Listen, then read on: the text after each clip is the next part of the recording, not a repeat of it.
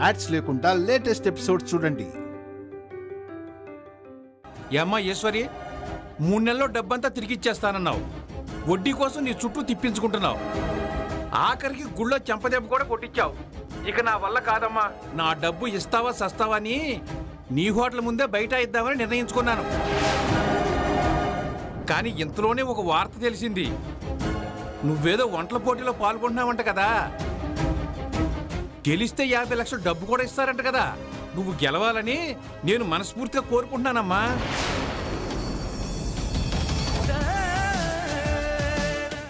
ఏంటి మణి మణి అనే వీర్రాజు మౌతులోంచి మంచి మాటలు వస్తున్నాయి, షాక్ అయిపోతున్నావా? అక్కడికే వస్తున్నా. చూడమ్మా, నేను కోరుకున్నందుకైనా నువ్వు గెలవాలి, గెలిచే తిరిగి రావాలి. అప్పుడే నీ హోటల్ నీకు మిగిలేది. నువ్వు గాని గెలవకపోతే ఇక నీ రాజేశ్వరి విలాస్ కాఫీ క్లబ్ సంగతి నువ్వు మర్చిపోవాలి.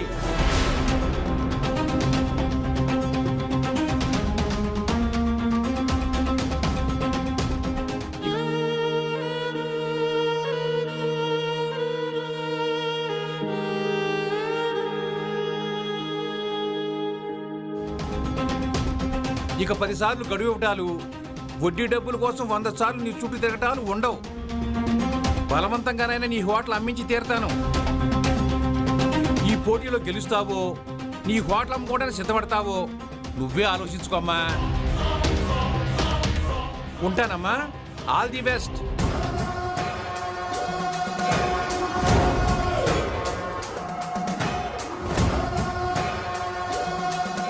ఏం ఆలోచిస్తున్నావు ఈశ్వరి?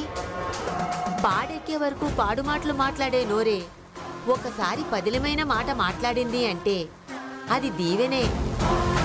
ఆ వీర్రాజు మాటల్నే బలంగా మార్చుకో. పోటీ గెలిచాక వాడి డబ్బు వాడి మొహాన్ని కొట్టి. ఇక వెళ్దామా పెద్దమ్మా? సరే.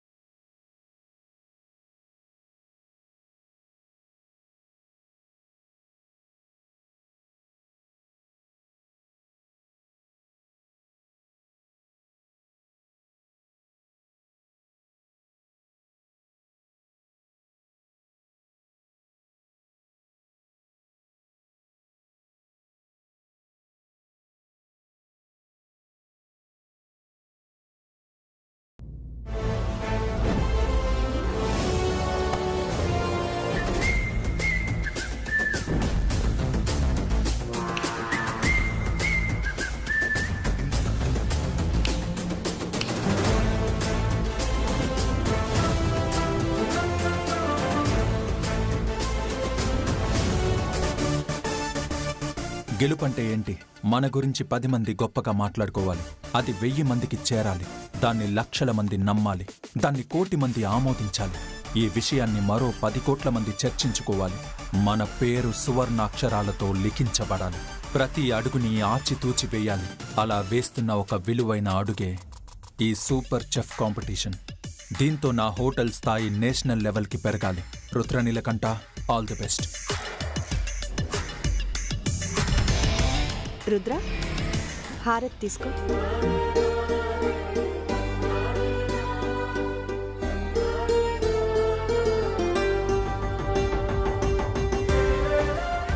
ఈరోజు జరగబోయే ఆడిషన్స్తో నువ్వు గురిపెట్టిన లక్ష్యం వైపు, కలగన్న విజయం వైపు తొలి అడుగు పడబోతోంది. అనుకున్నది అనుకున్నట్టు జరగాలని మనసారా కోరుకుంటున్నాను రుద్ర. థ్యాంక్స్ అత్త. అసలు గురిపెట్టే లక్ష్యం సరైనదో కాదో సరిచేసుకున్నాడా? తన ముందున్న లక్ష్యం సరైంది కాదనే కదా మీ అభిప్రాయం బావగారు? ఒకవైపు గురిపెట్టి మరోవైపు బాణం వేస్తున్నట్టు అనిపిస్తుంది నాకైతే. ఏంటి మీరు మాట్లాడుతోంది? వీడి ప్రథమ లక్ష్యం మరియు ప్రధాన లక్ష్యం ఆ రాజేశ్వరి విలాస్ని కొనడం, లేకపోతే దాని అడ్డు తొలగించుకోవడం. కానీ ఇప్పుడు గురి మాత్రం అటుపెట్టి దృష్టి మాత్రం ఏటో పెడుతున్నాడు. పొద్దు పొద్దున్నే ఇలాంటి పనికి మాలిన సలహాలు, సూచనలు రాలేదేంటా అని చూస్తున్నాను. వచ్చేసాయి. ఇక్కడ ఆయనకే కాదు, ఇంకెవ్వరికి అనుమానాలున్నా వినండి. అవును, నా టార్గెట్ ఆ రాజేశ్వరి విలాస్ని నా సొంతం చేసుకోవడం, లేకపోతే లేపేయడం. కానీ ఒక చిన్న లక్ష్యాన్ని పట్టుకుని వేలాడుతూ పెద్ద లక్ష్యాన్ని మర్చిపోకూడదు. నాకు కంట్లో నలుసులా ఉన్న ఆ కాకా హోటల్ గురించి ఆలోచించాలి. అలాగే నా హోటల్స్కి జాతీయ స్థాయిలో గుర్తింపు రావాలి. అంతేకాకుండా ఆ కాకా హోటల్లో పనిచేసే ఒక మామూలు ఆడపిల్ల వల్ల నా హోటల్కి 5 స్టార్ రేటింగ్ వచ్చింది అని కూసిన కేడీ లాంటి వాళ్ళకి నా సత్తా ఏంటో నేను చూపించాలి. కేడీకి నీ సత్తా చూపించటం కాదు, కేడీయే నీకు మతిపోయే ట్విస్ట్ ఇవ్వబోతున్నాడు. వీటన్నింటినీ పక్కన పెడితే ఇప్పుడు ఈ కుకింగ్ కాంపిటీషన్ వల్ల నాకు త్వరలో 100 కోట్ల కాంట్రాక్ట్ రాబోతుంది. ఆయన్ని ఇంకొక 10 రోజులు నోరు మూసుకొని కూర్చోమని చెప్పొద్దా? ఎందుకంటే ఈ 10 రోజుల్లో నేను సాధించబోయేది చూసి నోరెళ్లబెట్టే టైం వస్తుంది కాబట్టి. నిన్నెవ్వరూ ఆపలేరని, అందుకోలేరని చాలా స్పీడ్గా దూసుకెళ్తున్నావు రుద్ర. కానీ ఆ స్పీడ్కి అతి త్వరలోనే బ్రేకులు పడబోతున్నాయి. అత్త, కొందరు నా దారిని తీరుని అర్థం చేసుకుంటే ఓకే, లేకుంటే అర్థమయ్యేలా చెప్పు. నువ్వు ఏది చేద్దామని అనుకున్నావో అది బలంగా నమ్ముకుంటూ చేసుకుంటూ పోరుద్రా.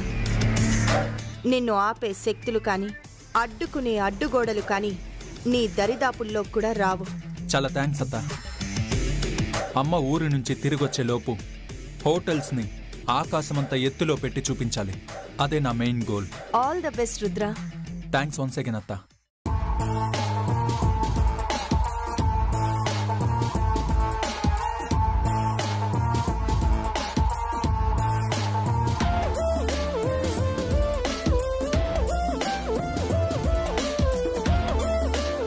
నువ్వు ఆకాశమంత ఎత్తుకు ఎదగడం కాదు రుద్ర, అధః పాతాళానికి పడిపోవడం త్వరలోనే చూస్తావు.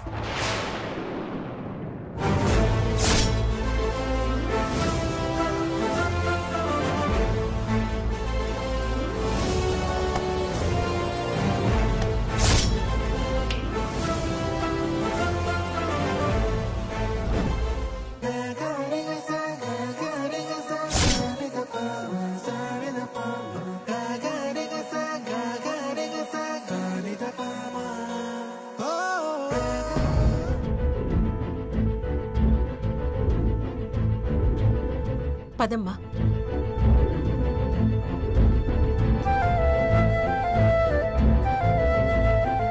ఏమైంది ఈశ్వరి? ఏం లేదు పెద్దమ్మా.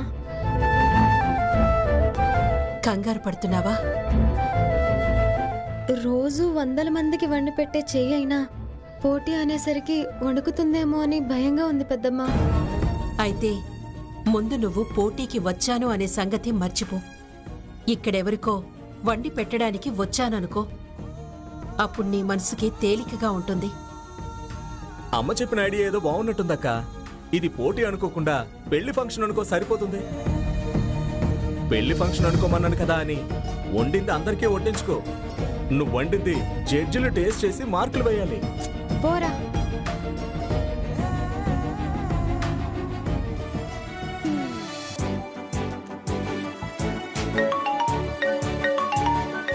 ఇదిగో ఇంటి దగ్గర నుంచే ఫోన్. అవునా, మాట్లాడు. హలో వంశీ, నానమ్మని మాట్లాడుతున్నానురా. చెప్పునానమ్మా.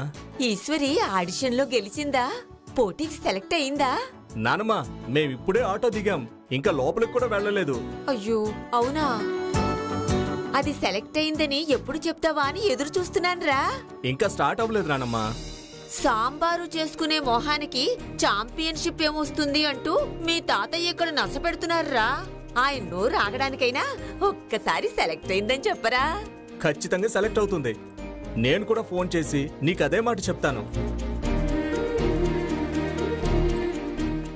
కానీ ఆడిషన్ అయ్యే వరకు ఆగాలి కదా నానమ్మా. నువ్వు వెయిట్ చేయి, అయిపోగానే నేను చెప్తాను. సరేనా? సరే అయితే.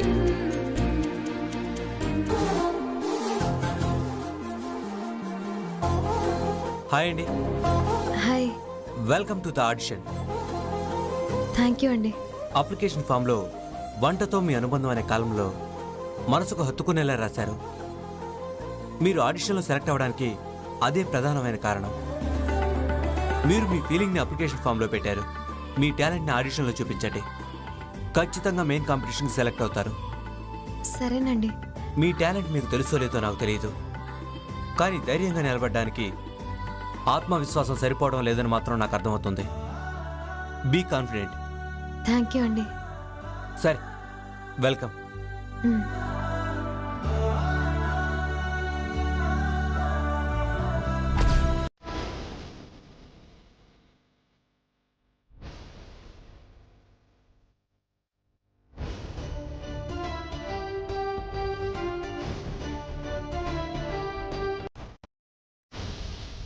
ఇంతమంది ఉన్నారేంటి వంశీ? కాంపిటీషన్ నిర్వహించేది ఎవరు? Yashoda group of hotels. పోటీ పెద్దది, ప్రైజ్ మనీ ఊహించలేనంత. ఒక్క పోటీతోనే పేరు పైసలు 2 వస్తుంటే ఈ అవకాశాన్ని ఎవరు వదులుకుంటారక్క? ఇంతమందిని దాటుకు వెళ్ళాలన్నా, నెగ్గుకు రావాలన్నా చాలా కష్టం వంశీ. ఎవరికైనా కష్టమేమో, మా అక్కకు కాదు. నువ్వు చేయగలవక్క. ముందు నర్వస్ అవ్వకుండా నార్మల్గా ఉండు. వంశీ, కొంచెం దాహంగా ఉంది. మంచినీళ్ళు ఎక్కడుంటాయి? పద వెళ్ళి చూద్దాం.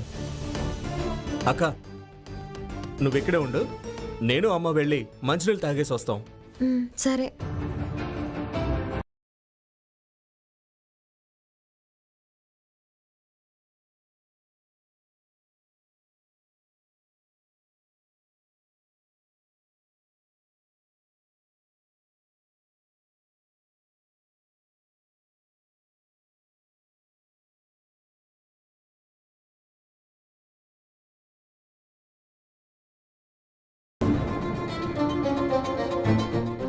ఆ మిరపకాయ ఏంటిక్కడ? అది రుద్రా పనికి రాదని విసిరేసిన అప్లికేషన్కి పోటీలో పార్టిసిపేట్ చేసే అవకాశం ఎలా వచ్చింది? Let me explain. నీకు నచ్చలేదు కాబట్టి అప్లికేషన్ రిజెక్ట్ చేసావు, కానీ టాలెంట్ని గుర్తించాలని కూడా నువ్వే చెప్తూ ఉంటావు. నేను చేసింది కూడా అదే. నేను టాలెంట్ ఉన్న వాళ్ళ గురించి ఆ మాట చెప్తాను. టమోటోకి టెంకాయకి తేడా తెలియని ఈ మిరపకాయ లాంటి వాళ్ళ గురించి కాదు. నేను ఇంతలా అమ్మాయి గురించి చెప్తున్నానంటే ఎందుకు అర్థం చేసుకోరుద్రా. She's extraordinary. ఒక్క ఛాన్స్ ఇద్దాం. వెల్, నీ మాటకి రెస్పెక్ట్ ఇచ్చి ఓకే అంటున్నాను. ఆడిషనే కదా, దీంట్లో సెలెక్ట్ అయినప్పుడు చూద్దాంలే. మీరు వెళ్ళి అరేంజ్మెంట్స్ చూడండి.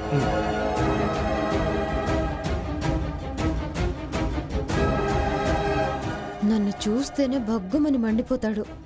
ఇక ఈ పోటీలో నన్నేం గెలవనిస్తాడు?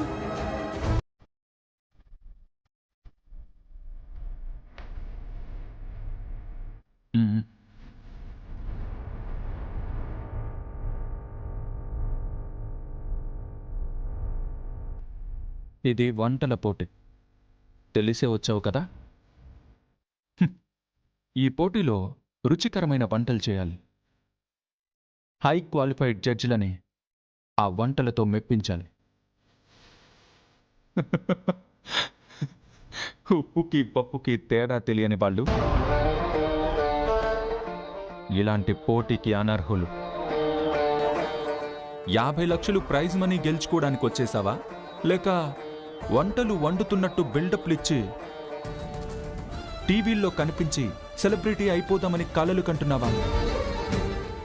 ఈ పోటీ కాకా హోటల్లో కాకులు తినే భోజనాలు వండే నీలాంటి వాళ్ల కోసం కాదు, క్వాలిటీ ఫుడ్ వండే వాళ్ల కోసం, కిచెన్ కింగ్ అండ్ క్వీన్ల కోసం. ఐ నో నువ్వు ఈ ఆడిషన్లో క్వాలిఫై కూడా అవ్వు. I know that very well.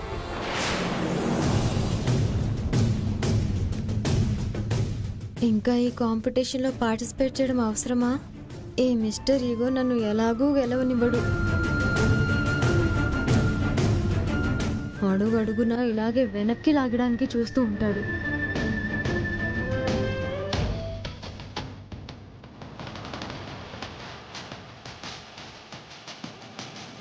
నుంచునే ఉన్నావేంటమ్మా? కూర్చో. కూర్చోమ్మా. కూర్చో అక్క.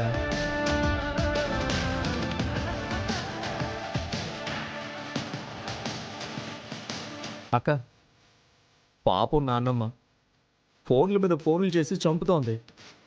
నువ్వెలా అయినా ఆడిషన్స్లో గెలిచి తీరాలని చాలా గట్టిగా కోరుకుంటోంది. నానమ్మ కోసం అయినా నువ్వు select అవ్వాలంతే.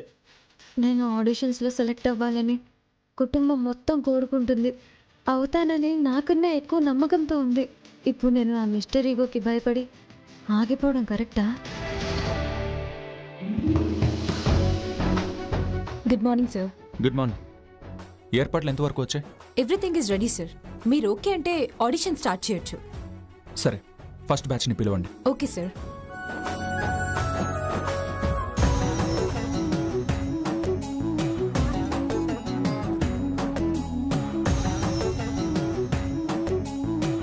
Hi.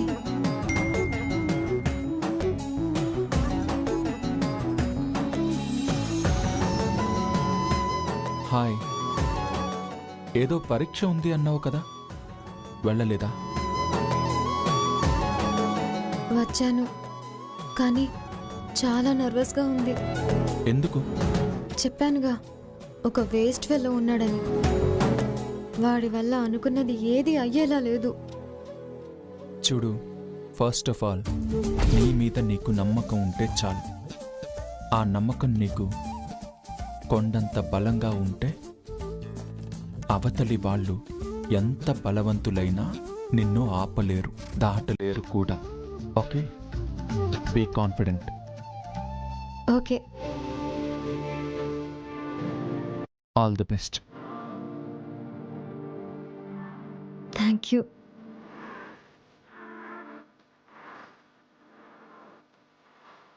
Hello Mister Rudra.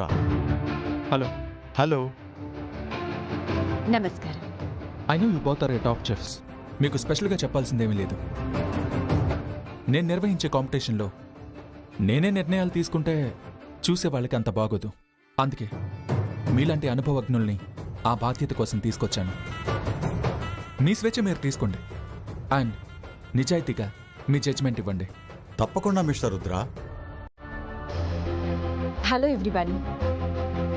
ఈ ఆడిషన్స్ కొన్ని బ్యాచెస్ వైజ్గా జరుగుతున్నాయి. ఇప్పుడు మొదటి బ్యాచ్కి కొన్ని నంబర్స్ ఇస్తాను. మీరు లోపలికి వెళ్ళాక మీ నంబర్స్ యొక్క టేబుల్ దగ్గరికి మీరు వెళ్ళి అక్కడే మీరు కుక్ చేయాల్సి ఉంటుంది. టోకెన్ నంబర్ ఇస్తున్నాను. 7, 8, 9,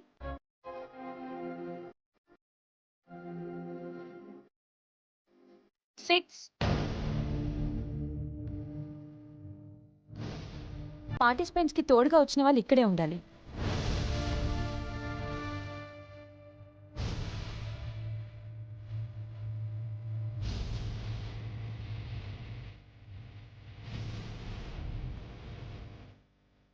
ఏమైందవ్వా? ఏం లేదు పెద్దమ్మా. ధైర్యంగా వెళ్ళు. అన్నింటికీ మించి పారిజాతం అన్న మాటలకి నువ్వు సమాధానం చెప్పాలి. తాతయ్య నీ మీద చూపించే అపనమ్మకాన్ని పటాపంచలు చెయ్యాలి. నీ మీద నమ్మకం పెట్టుకున్న వాళ్ళకి నువ్వు భరోసా ఇవ్వాలి. ఇవన్నీ అవ్వాలి అంటే నువ్వు భయపడకుండా ఈ పోటీలో పాల్గొనాలి. నువ్వు ఈ ఆడిషన్లో సెలెక్ట్ అయితే నువ్వు ముందడుగు వేసినట్టు మాత్రమే కాదు, మీ అమ్మ వంటకాలకి గుర్తింపు తీసుకొచ్చే అవకాశం వచ్చినట్టు. నువ్వు ఈ పోటీలో గెలిస్తే మీ అమ్మనే గెలిపించినట్టు. నువ్వెలా అయినా గెలవాలక్క. ఆ వీర్రాజు మాట్లాడిన మాటలు గుర్తున్నాయి కదా. వాడి పీడ వదలాలంటే నువ్వు ఈ పోటీలో గెలవాలి. 50 లక్షల ప్రైజ్ మనీ నీకే రావాలి. నిజాయితీగా కష్టపడి ఈశ్వరి, విజయం అదే దక్కుతుంది. ఆల్ ది బెస్ట్ అక్క.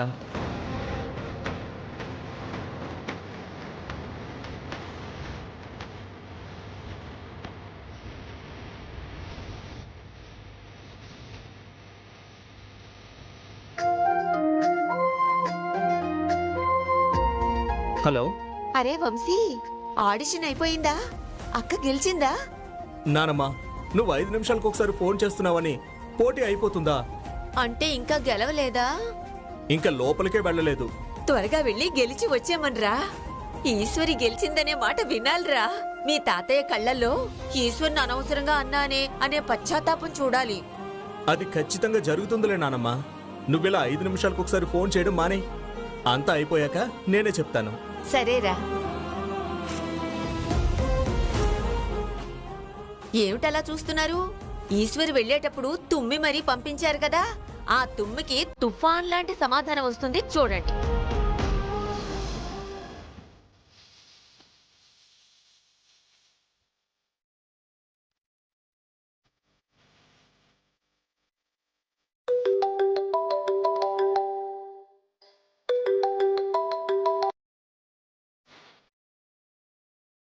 Hello, hi Komali. ఎప్పుడు పడితే అప్పుడు ఫోన్ చేయొద్దని చెప్పానా? కోమలి, ఎందుకా? నీకు ఫారెన్ సంబంధం చూసిందంట కదా మీ అమ్మ.